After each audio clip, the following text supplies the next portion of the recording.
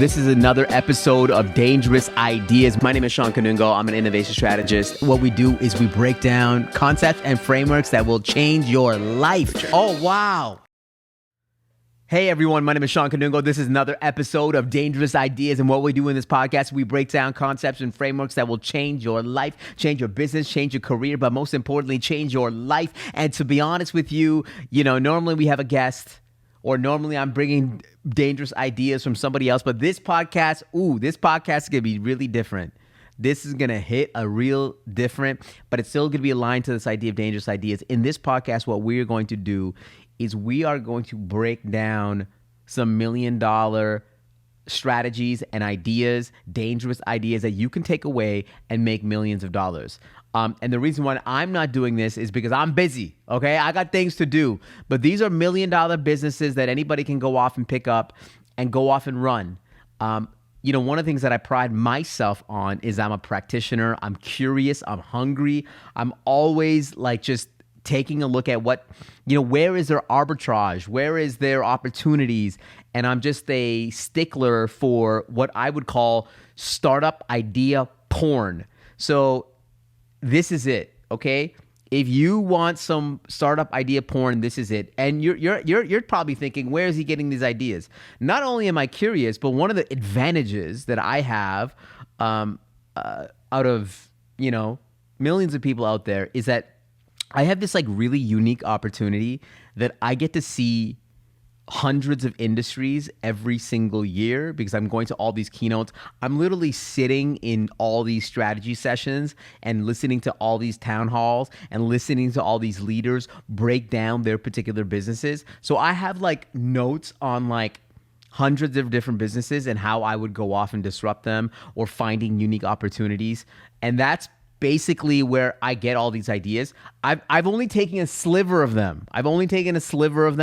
I might, share some of those more ideas in another podcast. So these are dangerous ideas for starting multi-million-dollar businesses or creator-type businesses. So let's get into it. Okay, so first dangerous idea. And I'm going to laugh on every single one because I want to go off and do every single one of these.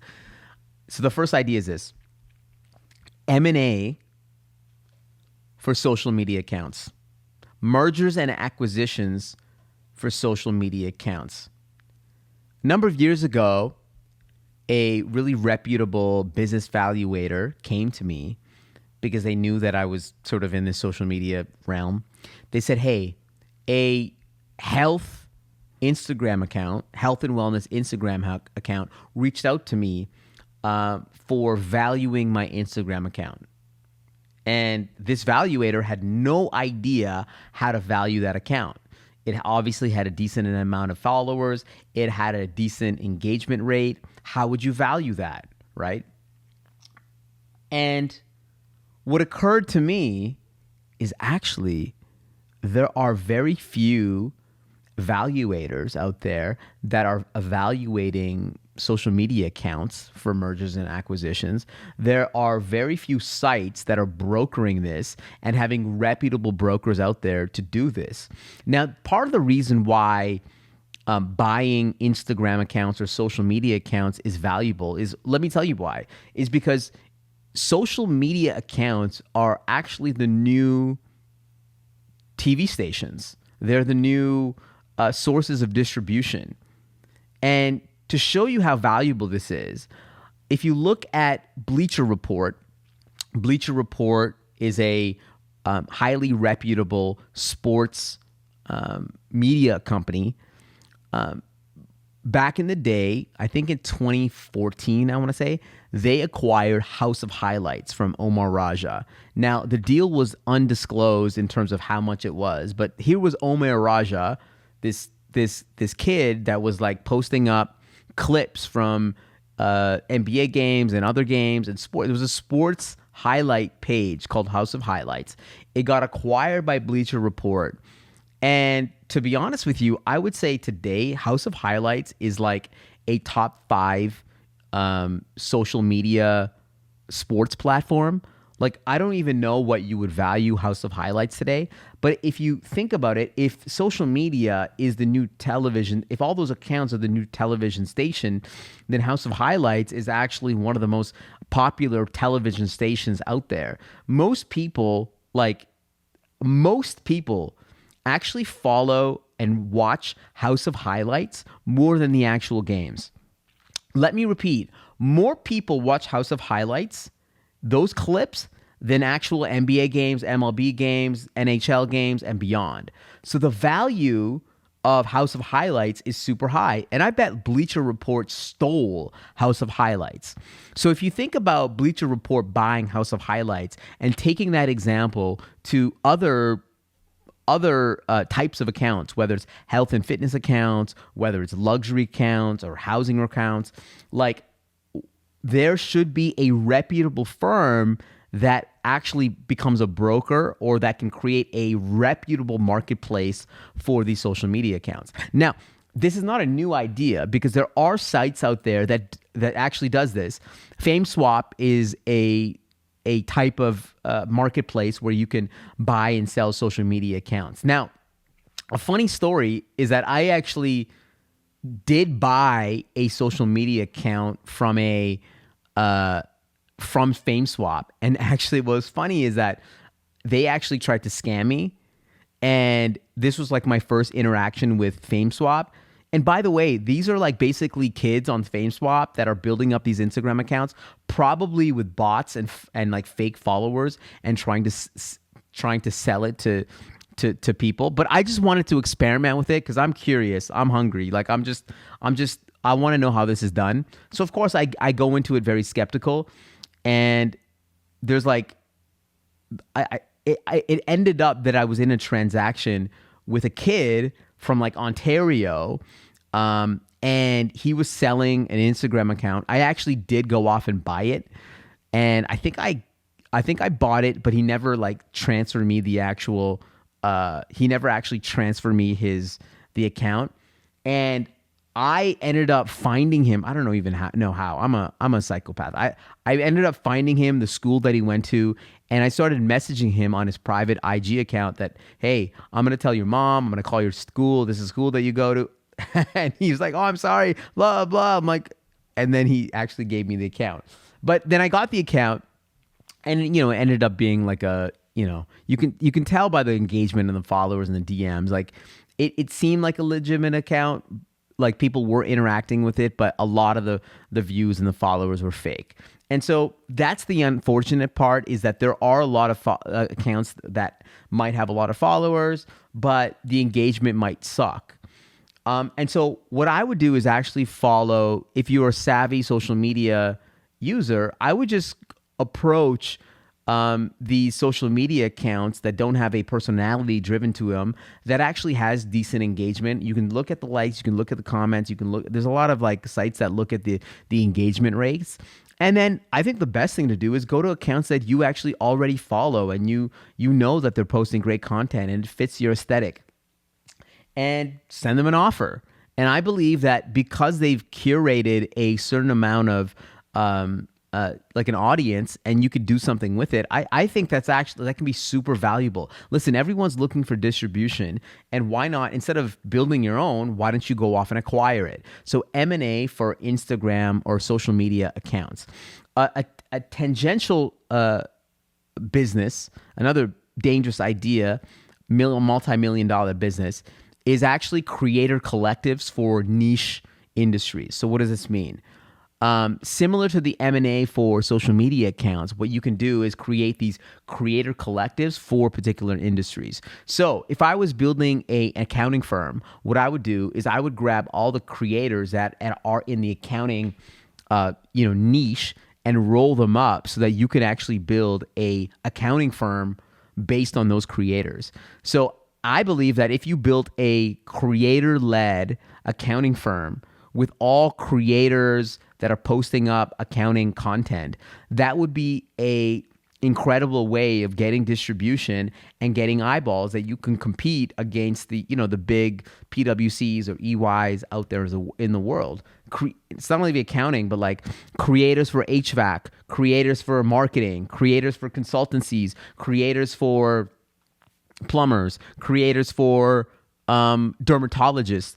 Just like roll them up and get like 5 or 6 creators, and now you're creating an Avengers group for creators. You can build a community out of that. You can create a membership out of that, and then sell services on top of all those creators. So it's a creative collective, and rolling those up. Again, if we all believe, if you're watching this podcast, if you're listening to this podcast, something that we talk about all the time is that content is currency at the end of the day. And in the future, these content creators will be the new entrepreneurs, the new founders. Well, so why don't you just roll all these up and serve all these niche audiences, create podcasts, create collaborations? I mean, it's incredible. Okay, so let's keep on going. I love this idea, okay? I want to do all these ideas, okay? This is the Woj and Shams playbook for business leaders. I think I have to that was the title. It should probably be like insider information on leadership moves. Insider information for leadership moves. I'm trying to make it easy for the algorithm to figure out what the chapter is, okay? Insider information for leadership moves. The reason why I bring up Shams and Woj, so if you don't know who Shams and Woj is, it's okay. Shams Charania and Adrian Wojnarowski are 2 reporters. Woj is on ESPN. Shams, I believe, is on The Athletic. And they are 2 writers that focus on insider information. So what they will do is they will report information about the NBA and some of the happenings in the NBA, whether there's a trade, there's a new signing, somebody's getting fired, or somebody will get fired in the future. They're the ones that are quick to report. They're highly followed by people within the sports community, and they're highly reputable. It's a full-time job. It is 24/7. They probably never put down their phones, especially during free agency signings and trade deadlines and drafts. Like, they're just on it. They're announcing things before people are. And the reason why I think that their roles are so important, I'm giving you all the context before I get into the idea, is because in a world where we have generative AI and AI collecting all this data, Woj and Shams are actually anti-AI, right? The way that they get their information is through exclusive access, exclusive sources, reporting, building relationships. So if you apply this idea to the business world, if you could get insider information on moves within your particular local market. So let's say, so there's actually a company that does this. I was getting off a plane from Ottawa to Edmonton, and there's a woman named Jane Halford. She's got a company called Roar. Actually, I don't even know what her company is called, but she has this newsletter that she sends out, Roar Leadership, where she documents all the vacancies, all the people that are incoming and outcoming when it comes to leadership. So CEOs, CMOs, COOs, and she does this across different cities. And I think it's incredible. It's a email that goes out. I don't even know how often it goes out, but it's a highly open email because it's basically gossip. It's like figuring out all the people that have moved, all the vacancies and whatnot. And I feel like you could do this for not only local, like you could verticalize for local, which she's doing already. And you could not, you could be very narrow. So you could do it for, leadership positions, or you could do it for, the real estate market, all the comings and goings in a real estate market, or you could do it for, CMOs for the entire country, or, you know what I mean? Like, you could cut it in so many different ways. And I think this would be an incredible lead generation opportunity for anybody in the recruitment or talent agency, that you build this as a fun, as a piece of IP for organizations or leaders. And it's incredible information because it's anti-AI, right? You can only get that information if you have exclusive access or sources. You could monetize it by throwing ads on it. You build partnerships with other organizations, like, if you know that it's highly opened by leaders, like that is the richest, most lucrative market out there. You could also start, if you were like a recruiting agency, you could start facilitating some of those transactions. So if you know that the brick or, the running room is looking for a new CEO, you could actually, by having that information, you could now connect with other CEOs that are looking for that particular job and apply it, right? Like, you could be the middleman for that. And you can only do this if you have that exclusive access and source, just like Shams and Adrian Wojnarowski. So it's like a newsletter focused on all the gossip in the business world about who's moving, who's coming in, new roles that they've created, vacancies. Like, I actually think it's incredible. I told Jane, I'm like, this is incredible. Like, I've never seen anything like it before. It's incredible. And somebody savvy within this particular, podcast could see how this could apply to doctors. It could apply to commercial real estate. It could, whatever. It could, teachers. I don't know. It could apply to something else. So I love that idea. Okay. Next idea is home care for ethnicities or cultures. The reason why I got this insight is that I've been doing a whole bunch of keynotes for home care companies. And I think a massive market that is underserved is home care for, or even not only home care, but elderly services or elderly campuses for particular niches. So what do I mean by this? I think part of the problem as to why people don't want to get home care services for their parents is that they may not have, like, those nurses that are helping out and those caregivers that are helping, they might not have the language or cultural, they may not be the same culture as their patients or their clients at the end of the day, right? Like, my mom, she speaks Bengali. I mean, I would love if I could get a nurse that's Bengali and, they would have things to talk about. And it's just that shared connection. Similarly, if I'm Chinese, I would love to have a caregiver that's Chinese.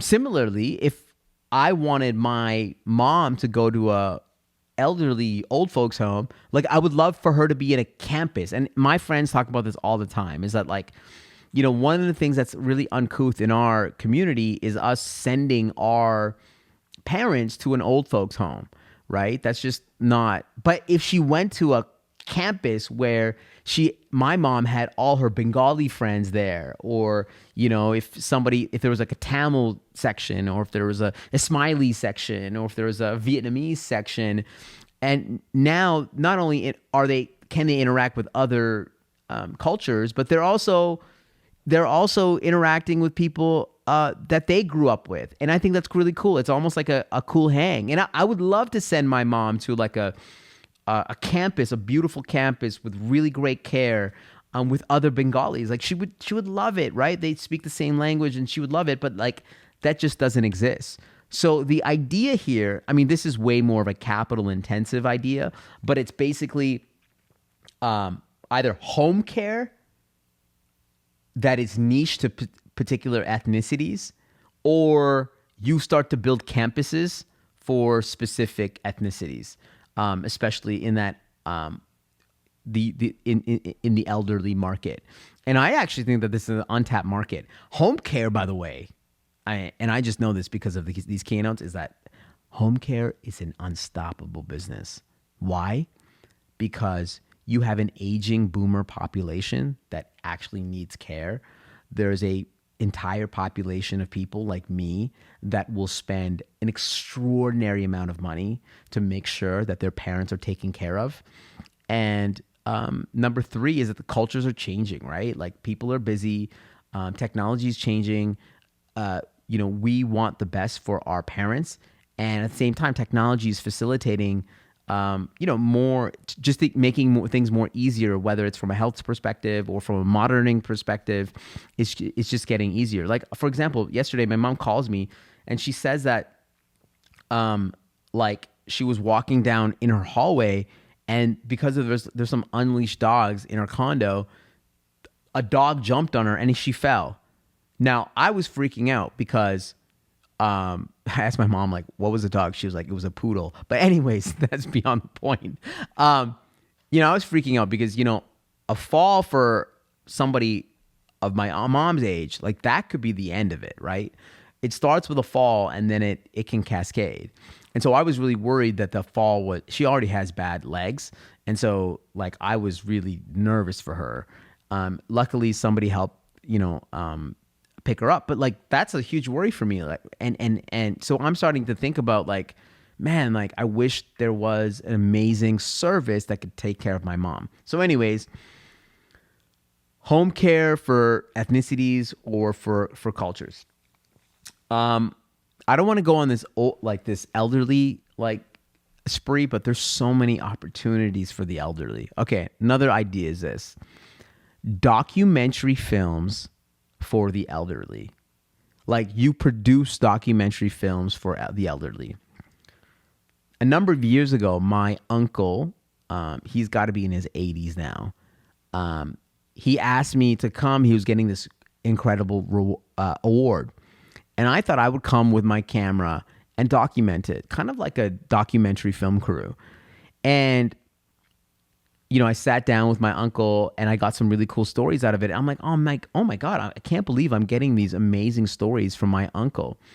And it got me thinking that I believe more and more people would pay to have like a 30 for 30. This is like a sports type of documentary for their grandparents or for their great grandparents or for their parents, so that they can go back and listen to their stories. I mean, I wish there was a 30 for 30 from my dad. My dad, passed away when I was, in my early 20s.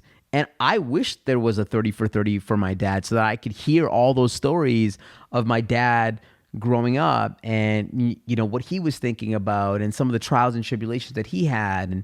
And I think it's a great piece for future generations to see. I mean, I think the beautiful thing now is that more and more things are documented, and if we can compile some of those things together, that'd be great. Like, how much would a documentary cost for the elderly? So if you are like a videographer, and most videographers are focused on like weddings, content creators, maybe some commercial or corporate stuff.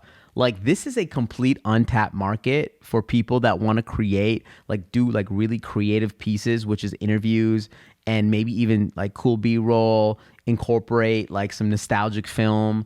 I think it would be or nostalgic pictures. I think it would be really cool to have. And I believe people would pay like $50,000 for a documentary film. You target like specific incomes, but like, hey, if you're old and you have nothing else the money to spend on, and you're sitting on that, might as well spend it on a cool documentary that everyone can see, and then you can cherish and enjoy too. So documentary films for the elderly. Similar to that, by the way, voice AI for the deceased. So training people that are already deceased, and if you have old video footage, I mean, this is dystopian, but like, if you take old video footage and train their voice on 11 Labs or one of these voice AI tools so that you can like hear their voice again, and even if you have video and that is related to what they were thinking about or how they speak, maybe you can create like unique pieces of content around that particular person. I know this is super dystopian, but like, you know, sometimes you just want to hear like your, you know, somebody that, you know, died, whether it's your partner, your brother, your sister, your dad, your mother, your grandparent. You just want to hear their voice again and maybe have a companion to speak with. And having a voiced AI of the deceased, I think, is going to be a huge market. I know it sounds crazy. Here's the whole thing with innovation. Innovation always starts out as creepy until it becomes the norm. It always starts out as creepy. You know, the internet. People used to be like, I don't want to put my credit card on the internet, and then everybody did. People used to be like, I don't want to throw like my items on Facebook marketplaces and sell stuff, and then everyone's doing that. What's funny is that everyone with Alexa and Siri, like, I don't want to use Alexa and Siri because what if it's listening to me, and now we're using AI to like listen to all our Zoom calls, and so that you can transcribe it and create notes. Like, it just, everything starts out as creepy until it becomes the behavior. Uber, Airbnb, you can go on. Starts out as creepy until it becomes the thing. So voice AI for the deceased. I'm just dropping these multi-million dollar ideas, and anybody here can come and pick it up. Okay. In-person house tours. In-person house tours. My wife, Deepa, God bless her, she's getting into a new profession, which she's going to start building homes. And actually, there are not a lot of homes that you can go in and just like randomly see and tour. You can only like connect with a realtor to see these homes. And I think that people are super fascinated with how people live. And I believe that if you are living in a nice house, I believe that you could pay a service for people that can come in and walk through your house. Like, if you could collect, if you were in a particular local city and you're like, and you went on TikTok and was like, here are the top 5 houses in Edmonton that you can go off and tour, and you sell that as a package, that could be a great date night for, you know, a group of young people that are looking for a nice, you know, tour, a nice night out, right? You could provide some drinks. It's like, you know, it's like these Hollywood Hills tours where like they go around in a bus and they look at houses from the outside. Well, this is a tour for people to go inside your house and walk through your house. And you don't need a realtor to make that happen, but you can see how some people live. And, you know, you could get some nice drinks and they could provide some nice drinks. And this tour could take you to different houses. People are so fascinated with how other people live. This is why if you go on TikTok and you see people like being like, I don't know if you've seen like street interviewers going to people and be like, hey, can I see your apartment? And like, how much is this? How much do you rent or buy this? And they go through their house and do these tours. These videos make an extraordinary amount of, extraordinary amount of views. So in-person house tours, I actually think that this could be a huge thing. Combine this with the fact that TikTok has become the new SEO. Like, young people today, they are not going on Google to look for things. If they're going to a restaurant, they're going to TikTok. Okay? They're going to Instagram. That is the new SEO. It's like, I want to go to this new restaurant. What does it look like? What does it feel like? They're going to TikTok. Same thing for this. It's like, you want to do an in-person home tour, just go on TikTok, and that's how you pay a whole bunch of creators to go to the houses, create content. It's a wrap. Okay, this one, I don't even want to give this idea up because it's too good. To me, there's like, you can create so many businesses off of this. There is I don't even know if I should give this up. All right, there is a secret on TikTok advertising that 99.99% of the population has no idea. In traditional digital marketing, you have never been able to segment based on racial characteristics. Meaning, you can't in Facebook or Meta be like, I want to just target Bengalis that are making, $50,000 a year in Dallas. You're not able to do that. But in TikTok, what you can do is you can actually target by hashtags. You can actually target by hashtag interactions. And what I think is the most compelling part, I don't know why I'm lowering my voice, but I just think it's a secret, is that you can go on TikTok and target by like Asian skincare. Now, TikTok actually gives you the hashtags, so you can't use any hashtag, but you can look up like Asian skincare or hijabi girls, or pick your racial stereotype, brown girl problems or brown parent problems. What you're doing in that case is that you're actually the people that are watching the videos with Asian skincare are probably Asian. So what does this mean? This means that you can create specific content and create ads that target that particular demographic very specifically. So if you think about like ethnic beauty or hair care products, cultural clothing or fashion, like imagine just having like, burqas or hijabi girls or Muslim women, like, you can create media and content that is only specific to those demographics, educational services, healthcare, or like I said, skincare and whatnot. Like, I've known this for a while, and I just think that people are not taking advantage of it. I actually think that it's a secret, and I'm here to give it to you today. I actually think that you can build, if you have a specific audience, a specific product for a particular audience, like Asian skincare or something to do with that, or like Mandarin services for people in North America that want to learn Mandarin, or, the list goes on, that I actually think that you can build an enormous business on this, okay? I was at a keynote on Saturday, and I actually think that this is a $1 billion opportunity, okay? Somebody just has to crack it. This is multiple, the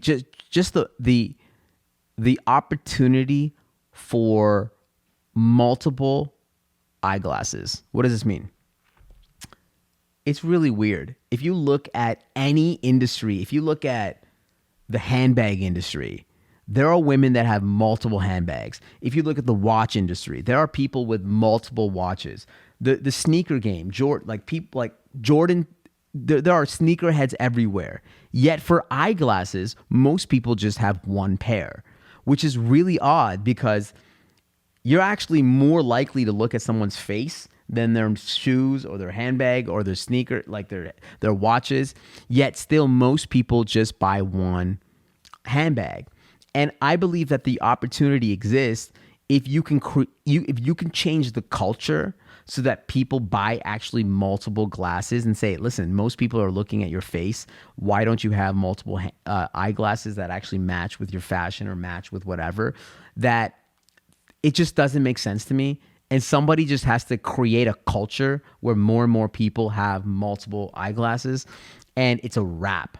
Like optometries, sunglass manufacturers, eyewear manufacturers, they're just going to blow up, because there's such a big opportunity here. And it's a tragedy, because most people get an eye exam every like 2 years, meaning they're only getting one pair of glasses every 2 years. Are you crazy? Like, the opportunity here for I believe is like probably the most important, biological feature on your face is like your eyes. That's that's it. Like, it's your eyes. Multiple eyeglasses, $1 billion opportunity. How are you going to unlock that? I have no idea. But listen, how do they get women to smoke? There's this really great marketer. He's like, I'm going to get a whole bunch of, during a parade, I'm going to get a whole bunch of good looking women to start smoking. And then other women saw them smoking, and that's how smoking blew up in America. I think it started in New York, and it sort of blew up there. I don't know how watches blew up. Multiple, watches blew up, but crazy opportunity. All right, another sort of massive opportunity that requires a little bit more technical skills, but I think it's Canva or AI, generative AI for motion graphics. So Canva does video, but I feel like it doesn't do it that well. And I'm just coming from somebody that actually needs this as a keynote speaker, as a presenter, as somebody that's built decks throughout his entire life.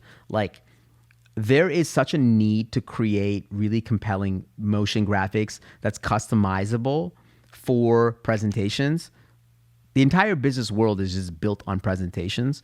And so if somebody can build a easy drag and drop custom motion graphics builder that leverages generative AI to create beautiful graphics for presentations, I think that's a game changer. Because right now, what I use is like Video Hive, Graphic River. Like, I'm customizing all these different, I'm using Final Cut, using all these templates to create all these motion graphics. It's not drag and drop. It's not that easy. And Canva's really not that great.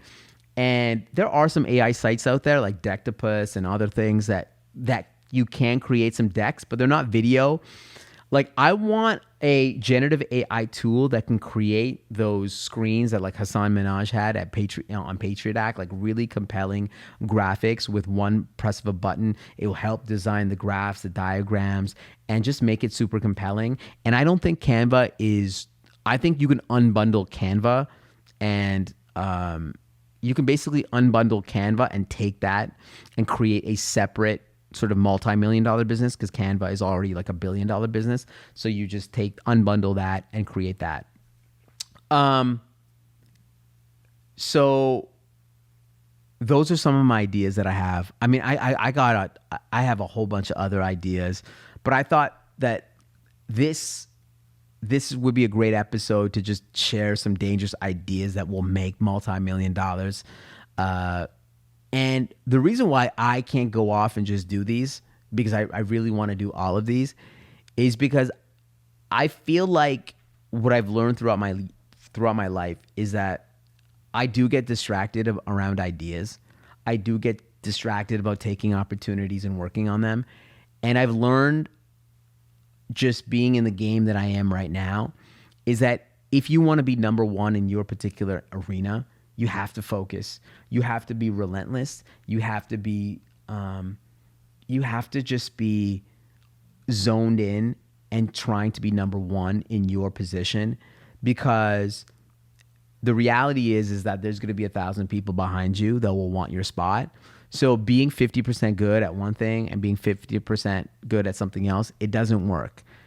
Unfortunately, right now, or maybe fortunately, I am sort of in the top, echelon of my sort of little field, which is like innovation keynotes for large corporations that can speak on things that are happening right now. So like a very small space, like a very, very small niche, like for relevant topics that are happening right now. So yeah, I'm in a very, very, very, very small niche. That's probably like a competitor of like 100, but still, like, in order to be number one in that particular position, I have to be 100% focused and dedicated and obsessed and just delusional about.